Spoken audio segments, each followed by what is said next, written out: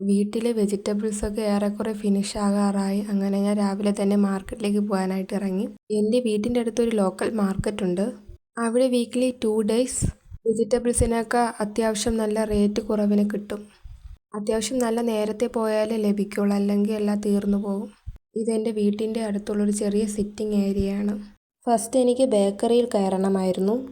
അവിടെ നിന്ന് ഫിഷ് മേടിക്കാനായിട്ട് പോയി. അവിടെ നിന്നും ഞാൻ വെജിറ്റബിൾ മേടിക്കാനായിട്ട് ഇറങ്ങി. അത്യാവശ്യം നല്ല നേരത്തെ ഇറങ്ങിയത് കൊണ്ട് തന്നെ എല്ലാ വെജിറ്റബിൾസും ഉണ്ടായിരുന്നു. അടുത്തുള്ള ലോക്കൽ വെജിറ്റബിൾ ഷോപ്പിലേക്ക് ഇവിടെ നിന്നാണ് വെജിറ്റബിൾസൊക്കെ പർച്ചേസ് ചെയ്യുന്നത്.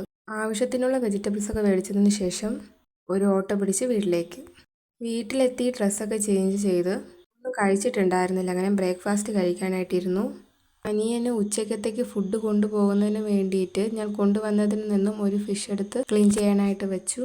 മീൻകറിയൊക്കെ തലേന്നതുണ്ടായിരുന്നു, അപ്പോൾ അത് വെച്ച് അഡ്ജസ്റ്റ് ചെയ്തു. ഇപ്പോൾ ഫ്രൈ മാത്രം ചെയ്യാമെന്ന് കരുതി. അങ്ങനെ ഫ്രൈ ചെയ്യാനുള്ള എല്ലാം സെറ്റ് ചെയ്തതിന് ശേഷം ഞാൻ ചീര മേടിച്ചിട്ടുണ്ടായിരുന്നു, അപ്പോൾ അത് തോരൻ വയ്ക്കാനുള്ള പ്രിപ്പറേഷനിലായിരുന്നു. അപ്പോൾ ഇന്നത്തെ വിശേഷം ഇത്രയൊക്കെ തന്നെ ഉള്ളൂ. ഇനി നമുക്ക് അടുത്ത വീഡിയോയിൽ കണ്ടുമുട്ടാം. Bye all.